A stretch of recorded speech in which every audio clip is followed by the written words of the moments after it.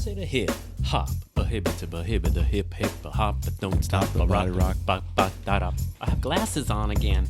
You know, I can't see anymore.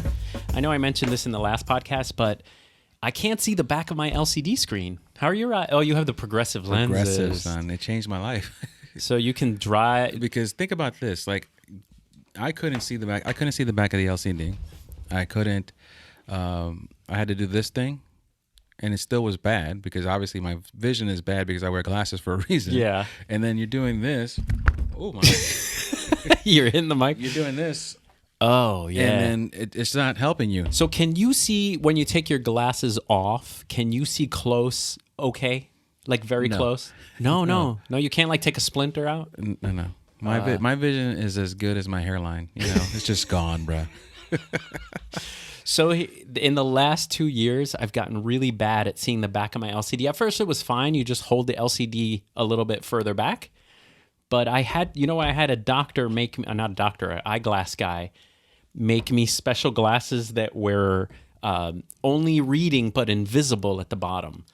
So since I wear contacts, I could see totally through the glass straight through, but then underneath I could see my LCD. Are those the ones you take to the events? Yeah. So I wear them to the events sometimes. And then now the thing, I stopped being able to see my computer screen. So now I have another pair of glasses. So when I'm doing editing, I put these on. It's very annoying. I think that's why I went with such a big monitor for when I edit. But then I realized a bigger monitor, it's worse, right? It's worse because you're finding flaws that even at a certain level of printing will never show up. You're right. Because my 4K, 5K, it's 5K even. So my super television monitor that's bigger than most of people's houses should not be used for editing. No, it definitely. I think it's so Poor funny. 17 is out of order. Fix poor 17. Do it now. Poor. How come like Adobe hasn't gotten good at having an algorithm that recognizes like pimples? Shouldn't it know? Like cameras can figure out what a human face is, a dog eye, right? A pet eye. Why couldn't Adobe be like, I know the difference between a bloody mole and a pimple. Let me take that pimple out automatically. Because enough people haven't complained about it. I think Adobe's like, well, we have the clone tool, we have the heal tool. What else do you want from us, consumer? We want it all. Yeah. We want it all, sir. You don't think Adobe would be more automatic? You think there's, oh man, they have our money. No matter what the hell they do. You're paying, right? Yeah. Like, first of all, when they went to the subscription thing, $10 a month. I was like, I ain't paying that. Minimum for photographer. I said the same thing. Yeah. Yeah. They got all my money. You know that lasted, how long that lasted? Until my first camera was like, not supported. Oh, yeah. Yeah, exactly. So my Lightroom didn't see my Was that 15? Lightroom 15 or Lightroom 14? It was one of those where right off the bat, you're like, I was like, shiza. Sons of a something. Oh, man. Anyway, guys, welcome to the... we didn't even do an intro. Welcome to the Moe and O Show. My name is Omar Gonzalez. And I am Moe Morales. And this is a podcast based mostly on photography, food, movies, and armpit hair. I love but only once a month. And not on Hispanic men like me. Let me ask you a question. This is kind of like a deep philosophical question. Do you think that you should go out of your way to have a diverse population in your portfolio? Or does that become a little bit trying too hard? Let's just say like, hey, I need to represent this group and that group and this group. That's my portfolio. Or should you just be showing your best work? What are your thoughts on that? So here's what I'm going to say to that. I've gotten this criticism a lot over the years from my pro one culture group or the other. I've got it from the Hispanic group. I've got it from, my black friends. I've got it from everywhere. Yeah. And my thing is, I present you who hires me. Yeah. If I get no Philippine people coming to me as a client or as a part of my project, I do not have exposure to shoot and then present them as part of my collection. Agreed. Ideal world, yes, as diverse as possible, so that everyone can see he can shoot my color, he can shoot my hairline. He can work with different skin. He can light dark skin. Absolutely. Exactly. But I find the same. See, most of my clients are Jewish because I shoot mostly bar mitzvahs, bat mitzvahs. Right. So find me like a Puerto Rican Jewish bar mitzvah. I'll be all over that. El día empieza hoy. It'll be like the chair. It wouldn't be a chair. It'd be like a hammock. So God bless my Jewish clients. It's exactly what you said. That's who hires me. And I want to shoot other... I, first of all, don't have enough time to be doing extra shots and stuff. But I feel like I do need to raise my diversity in my portfolio. But it's funny, the way we were raised, like, look at our group of friends. We had Jonathan Butler, Steve Charles Lowe. Wanamaker III, Sailo, right? We had Indian, Black. Our group was anybody. And so I don't think you and I were raised to even see or care or think about. We don't think about that. So when someone brings it up, you're like, oh, yeah. Actually, no, I'm not. I'm like, oh, yeah, I don't have enough Black people in my portfolio. And it's like... It just doesn't come up in my mind. So what I thought about, and then I unthought about it. I said, when these people bring it to my attention, I'm like, you're right. Maybe I should hire some models. Yeah. And then I'm like, no. I there is no. It's like watching. They think it's like watching Friends, that there's nobody there but white people in my group. Yeah. But I'm sorry, I have shot many people who are light skinned that are Hispanic. Yeah, and look at Valentina. Valentina is Laura Ramirez. Yeah, Kathleen Diaz. All these people I shoot are not white, and never once have we thought, "Damn, this girl's too white." Yeah, it just doesn't come up in our Hoboken vernacular. We had, like I said, all kinds of races, mixes, Italian. That's why we love living here. Mm-hmm. And then when someone comes from left field and accuses you of not being diverse enough, you don't know me. Yeah, and I get it. But we get it. My work, I completely understand that point of view. Yeah. So I never dismiss it or shoo it away. Agreed. I understand that you would love to see more of a diversity in my collection, and I would love to show you more of a diversity. I'm working with this young lady by the name of Dominique, and we've been trying to set up a shoot for years, and she's a beautiful dark-skinned woman, and I can't wait to shoot her and get her. And these are the things that I work on projects, and her and I have been working on this project for so long. It's just not been it hasn't worked out yet. Yeah, for sure. I don't have a bias. I don't prefer a certain skin color to shoot. I prefer to show you every color is a good color for me. Yeah. I can shoot the hell out of everybody. I'm a magic maker, baby. I make magic. So I am conscious of it now because I never thought of it. And like I said, most of my clients are light-skinned clients. It just happens to be like my demographic. But I think I'm starting to be conscious of it. I don't think I'm gonna go out of my way to fill every category to just feel good about myself. That's exactly why I unthought my thought. Because my first impression of it is like, oh, you're right. I definitely need to rainbowize my stuff. Yeah. And then I said, but no, I'm not paying extra money. You shot a gay wedding. And it's not like you were looking to do that. No. It was approached, you showed it, it was in your portfolio. Yeah. It's not like you were sitting around saying, I need this category to shoe in so that I can like check off a box. Right. And I feel kind of weird like approaching models, like let's say Asian models, and be like, I don't have any Asian people in my portfolio.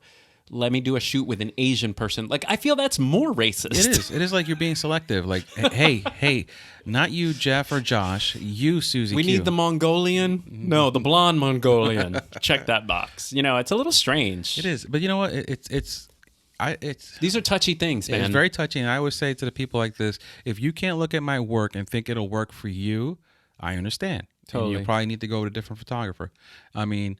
Yeah, listen, there's people who only shoot people of color. Rudy Roy. Rudy Roy is a Fujifilm ambassador, but that's his mission. Like, he wants to show the streets of New York, young Black kids, Black families. Like, he's not apologizing for not having white people in his portfolio. And everyone understands it. That's his thing. And we can get into a whole different world here, which I'm not going to go into, but it's touchy. It's very touchy. Yeah. You want to cater to every clientele possible.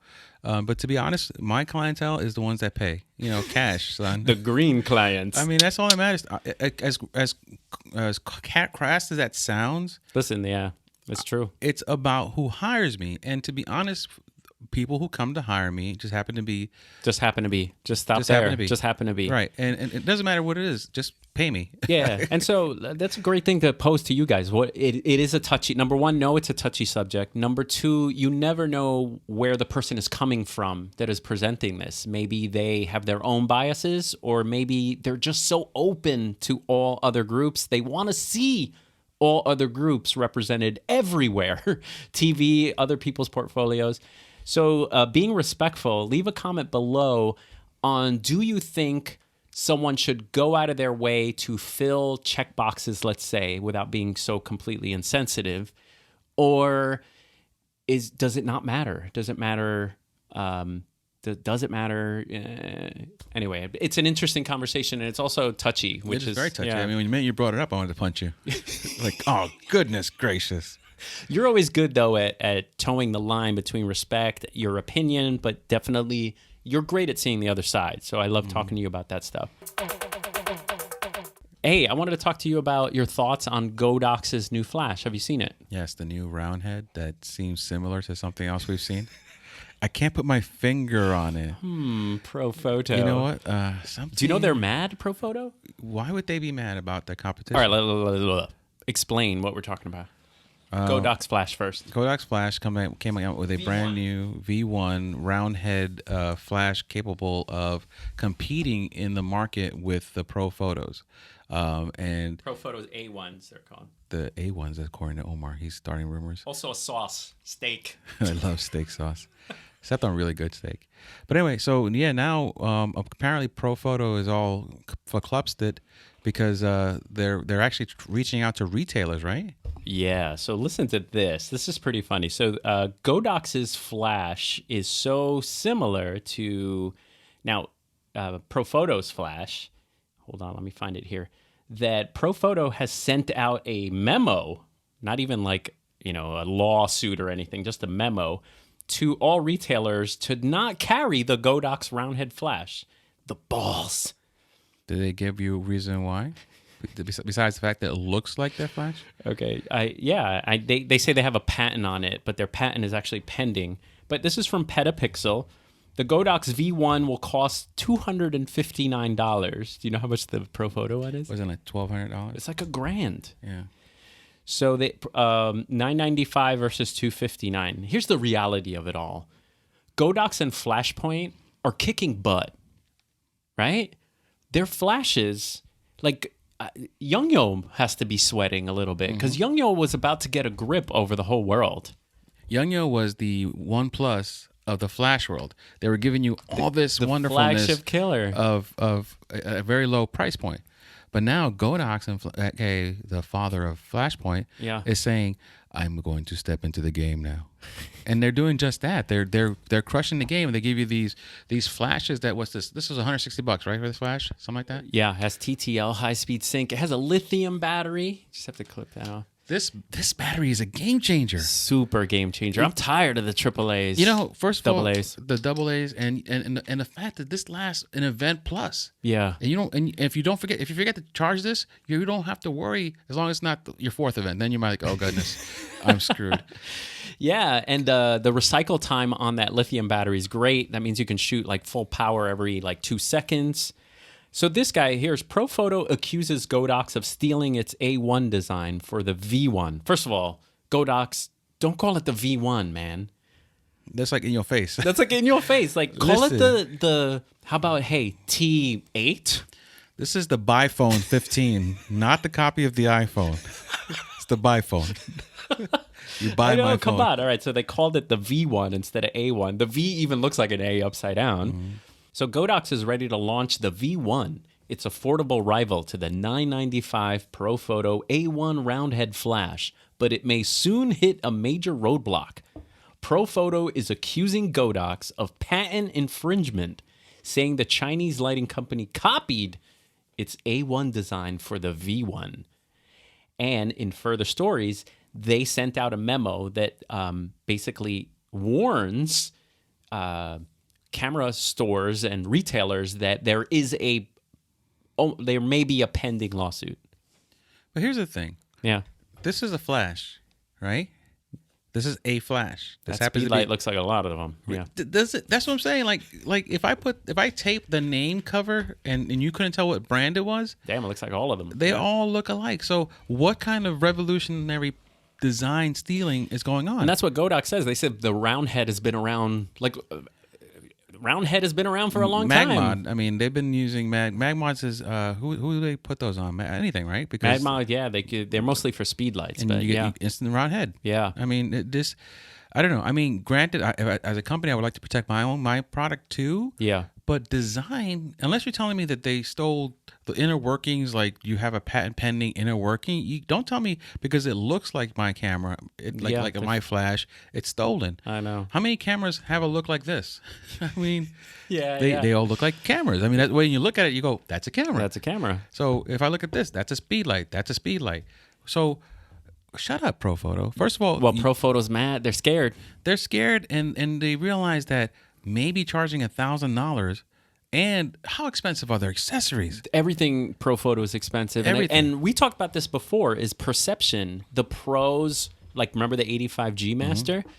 They could charge $2,000 for their lights because pros will pay $2,000. If they're getting, they're doing shoots for Vanity Fair and they're getting $50,000 for that shoot. Damn, Profoto lights are nothing. And I get it. Well, I was going to finish with, but the hobbyist and the lowly wedding photographer, they're going to rock the Godox. I'm sorry, because bang for your buck, it's doing the same thing. And I guarantee Profoto will probably give you better customer service, better service for repairing, and all the stuff which the money kind of would counterbalance. But if you lose one of these Godox ones, you could buy three you more. Could buy like three more, yeah, and make up for that thing. Again, quality, craftsmanship, service, and repairability are very important. Yeah. But is it going to cost me so much money to fix it if it's broken? And I will argue too, we ain't talking Cowboy Studios here. No, we're not. Cowboy Studios fell off the cliff. Yes. They, for a while there, were rocking. They had the market on cheap entry-level photography stuff. They made me a better photography. Right? They were level one. Because I could afford to go from $0 to $15. To $1. Yeah, their triggers were 15. Level, when you first, level up. Warrior is about to die. It's like the RPG world of photography. Yeah. So I was able to Agreed. level Cowboy up. Studios has its place. But they got left behind once Young Yo. They killed it. And they still killed it. They're still killing it. I think they're below the Flashpoint Godox system. I think if you really want to buy a light that is, I wouldn't say future-proof because we don't know what's going to happen, but these for features, the Flashpoint / Godox stuff, man, their whole ecosystem where you could use a flash as a trigger or you could use a flash as a backlight. That's the whole point you just said. The fact that it works with the Explorer system, it works with they work with each other automatically. Listen, big companies, stop trying to sell us everything and put things that work together. Yeah, what do you think's going to happen to it was only a few years ago that the what are the radio triggers that were the standard Wizard. Pocket Wizards. Pocket Wizards and radio Let's say you're the Poppers, president of Pocket Wizard. What's your board meeting? Let's talk like camera conspiracies now. It's like, fellas, all companies are putting radio triggers into their lights. Where do we go from here? We don't change anything. we you know what? As a matter of fact, we double down on just charging more money for our triggers. That's right. Doing the same thing that's already built into that flash and that camera. No, Scott. Don't argue with me. I think you're right. You're not even going to need them anymore. No, because it used to be Pocket Wizard, and then they had that upstart radio poppers. Yeah. Radio poppers weren't as convenient to set up and use, but they were competition. But where do you hear about them now? When's the last time you heard about Pocket Wizard? Are they still out there? Yeah, they're still out there. They're still a company. They still sell them. But you know what? All these flash makers realize, you know what? Why are we giving a profit where we can get the profit? I know. So Young Yo showed everybody how it's done, and then now companies that are more respectable and better built. Once Canon put it in, and then Nikon. Does Nikon have it on their newest flashes? No, they still have no radio. No. See, that's a big deal. I'll just say I don't think so. I'm not gonna say no for sure, but I know the D85 didn't. You still needed that extra piece in order to have. So we'll look it up. We'll put it on the screen here if Nikon has, because you've been out of the sort of radio. I've been out of that game for a while. Yeah. So what I like about this is I have one Canon flashpoint and one Sony flashpoint, and it doesn't matter. They can talk to each other. So I could put the Sony one on the Sony and then shoot the Canon one from behind. I could put the Canon one on the Canon. All they have is a little C. I did not know that he had. I did not realize that these are separate, that he has different hot shoe mounts there. Yeah, you notice the Sony hot shoe mount. So you actually can use the Canon one on your Sony, but it's a dumb flash. Right, it's no longer TTL. It doesn't do a TTL at all. And you know what? Since we're talking about flashes, I'm going to jump the horse again. Sony, why? Why? I know we talked about this last episode, but it's so serious. LED lights? Really? Really? Explain.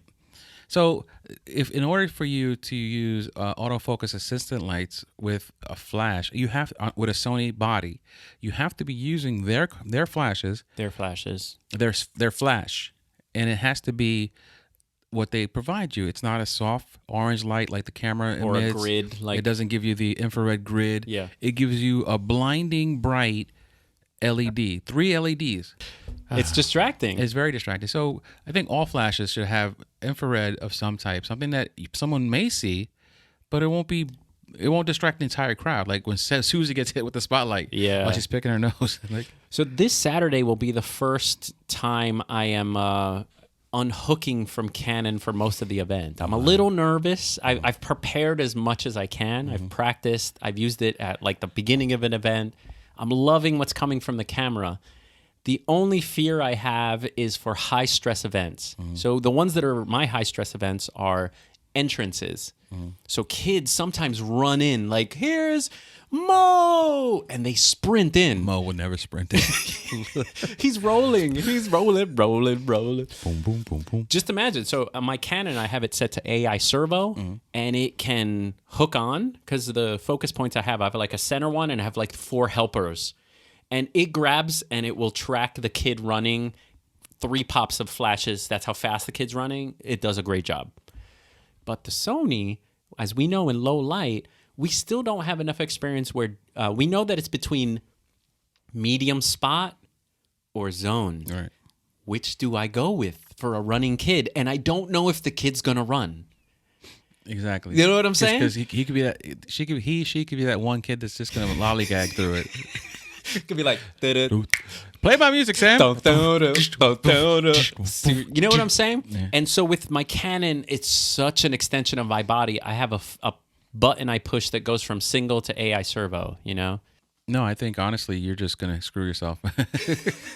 There's nothing you can do now. I mean, because you can't. I mean, unless you could find in one more slot in that many position of customization that Sony provides you to switch on the fly. Yeah. I mean, which you can. The one thing I can switch is to manual focus, but that's not going to be zone or... And also, manual focus with that kind of speed, rush type of thing, you're going to lose it. They're going to lose it. I think zone should be okay. I think I think if there's enough ambient in the club... and you make sure that the DJ or the super hype guy that's there, you make sure that he has a little pathway clear to not to have the accidental acquisition. Yeah, that's a good point. I mean, that's the most important thing, the accidental acquisition. I just worked it out of my head. You brought up an excellent point. The accidental acquisition. We should like copyright that. Pre-focus, because I use back button focus on someone in the crowd at a certain space. Take a test shot, check. That person is, when they run in, take the first shot, boom, got my shot, the kid's coming in, and then the rest will be zone. This is why it's important for me to be separate from the autofocus from the trigger. Totally. Yeah, that's why back button focus is. Yeah. Some people don't believe in it, but I think this is a moment to pre-focus on a spot and then have the kid run to the spot, get the one shot, and also shoot 5.6. Don't shoot 2.8. No 2.8, 1.4. Yeah. Okay, no. 1.1. I'm that good. 0.95. Yeah, this is what you do. You raise your aperture to 5.6. That gives you a little bit of depth, and then take that first shot. That means I got something. Then you can go right back to focusing. Then go back to focusing wide. So what Omar and I are talking about, for those who don't know, most cameras that can be used at events like DSLRs or mirrorless of many kinds have the option to remove the focus off the trigger. And what happens is you go to the back, you go into your menu and you remove it's usually on the AF release. And you could actually then map the focus to a button back here, which is hence the name back button focus. And you focus there and then let go or lock it in and then take your shot. The shutter will not impact the focusing any longer because you've removed all focusing tied to the trigger. Yeah, and I think once you go back button focus, you don't usually go back. It's a learn. You have to learn it though. Don't go back button focus the night of the event. Don't do it. You know, one of my second shooters did that. Yeah, he was good enough though. He worked it out, but there was some blurry shots. Yeah, that's a life lesson you don't want to learn. So going back to the Godox, I love what they're doing. Profoto needs to calm down and lower their prices or understand your clients. Know that you are the Vanity Fair photographers, which are wonderful. They'll pay for your products, their customer service, the name. That's great. Know your... Exactly what I'm going to say. Yeah, you know what? Let me relate that to something more. I mean, obviously our audience are photographers, but in real world scenario, for instance, I buy what's called beer brand, right? Okay. No sponsorship, but I will take one. Call us. So I use something called Beard Brand. They're high end beard products, right? Beer or beard? Beard. Oh, okay. Beard brand. I'm less interested now. Yeah. So they're high end beard products like balms, utilities. That you pay a lot of money for it, but to me it's worth it. But here's the thing. Okay. Most people who don't like the beard brand will tell you accurately they're the same product ingredients that you're going to find in these other ones. It's just, again, it's all about branding, the marketing they do. And you know, to me, honestly, I bought a tub this big of my beard balm for $32. Very expensive, but it lasted me 2 months plus. Yeah. So, all right, I got one for you. So folding bicycles. The Brompton Folding Bike Company, they're out of England. They hand make their folding bikes, beautiful steel, totally welded. You could see the welds. They're like handmade, beautiful bikes. They fold. You've seen my folding bike, right? Beautiful. $1,200 starting. Mm-hmm. You can get a Dahan, $359 plus tax. Plus tax. A Dahan folding bike from Korea, maybe, or Taiwan. They make great bikes too. But why would you spend $12 because it's a Brompton? Exactly. That's all. Now, again, they make a great bike, but the Dahan does the same damn thing. It folds and you can ride it to work and it's fine, but it's not a Brompton, damn it. That's what it is. Like sometimes you just have to go with brand recognition. Look at the Leica people. Exactly. Damn, bro, that makes no sense. You made me roll my eyes. Oh. Rolling. There you are rolling again. Oh, those cameras are so expensive for no reason. I don't even look at them. I couldn't tell you a Leica model. Could you? No. I mean, they all look alike. I'm outclassed. There was a guy at a restaurant, Hula Hands, the other day, and he was walking around with it. So I held it in my hand for like a minute. I said, and your hand turned to gold. And I was like, you paid how much for this? I mean, you know, again, to each person, there's one thing in their life that they don't care what it costs. Yeah. That's the one they want. Hulk statue. Yeah. That was ridiculous. Who would pay? That's $400, that thing. Now your wife knows. Yeah. That's too much. It is. It's too much. It's beautiful, though. But it was, it's gorgeous, it's beautiful, and I think it's Spidey was $359. That's that. You can buy a camera for that. So that's a good point. But I don't care. It's like I would spend that. Let me ask you a question. Yeah. Are you still? If someone says to you, Omar, I want to get into photography, what camera should I buy? Are you still? I know I am. Are you still telling people buy a used, old one, or are you telling them to get something more modern? Gosh, that's a good question. Like, for example, Canon just released the Canon SL2, a DSLR with a flip-out screen. It shoots 1080p video. It's like less than $500, and it's small. What kind of mount frame is it? It's like an APS-C, 24 megapixel, and it takes like a kit lens on there. You know what you see everyone on vacation carrying? The Nikon... Is it their normal mount, though, or what I mean? Yeah, it's a DSLR mount. That means all these lenses would work, right? Mm-hmm. I would almost recommend that to someone who isn't really so into, like they want to get into photography. That's a good price for a brand new camera. Totally brand new, has a flip out screen. It does 4K video, but no face detection in 4K. And that's a great entry into the whole system. That's one way, because that, or you get a very good old DSLR that's very good, but you're not going to have all the modern stuff. All right. I feel that buying a camera for some of us is an emotional purchase. For some. So if it's an emotional purchase, you should get something that you are excited about. This is only for the people who are emotionally attached to brand and feel of a camera. So for example, if you're on a budget, the XT2 is the older model. You could get it used for like $600. $600, you have the dials, which you love. Mm-hmm. You have the retro feel. It takes ridiculously amazing pictures. It does 4K video if you wanted to shoot 4K video. $600, man, used, right? So that is a great camera for someone used. However, if you're more of a non-emotional, more tech response person, well, then I would start looking at stuff that is newer technology. Exactly. Like, for example, the A6400 with its crazy pet eye. Like, maybe you have a dog, you know, it has like eye detection for pets. It has a flip-out screen. The Sonys, and they're just doing a great job. So then the next question you ask that person, are you going to shoot any video? And that thing also comes into play because someone asked me I was at St. Louis recently in the area, and I brought my camera down there. I didn't get to use it much, but someone asked me, well, what should I get? I want to get into photography. My photography right now is my iPhone. I want to step it up. What would you recommend? So I told him to go pick up. You ready for this? What? You ready for this? Okay. I told him to go pick up a Canon Mark III. The $800. Yeah. So I told him pick up that. I said, you're gonna have problem low light focusing. I said, damn, that'll take some good pictures. But I said to them, but at this point, I'm proud of you recommending a Canon, yo. Because I remember all the good stuff that came from there. And I said to him, get that camera, because his last camera was a film Rebel. Oh, shoots. That's his last physical camera. So I told him, jump into the Canon. That's a good recommendation. The Canon 5D Mark III you could get for $800 used. And I told him, just take that for some pictures, whatever lenses you buy.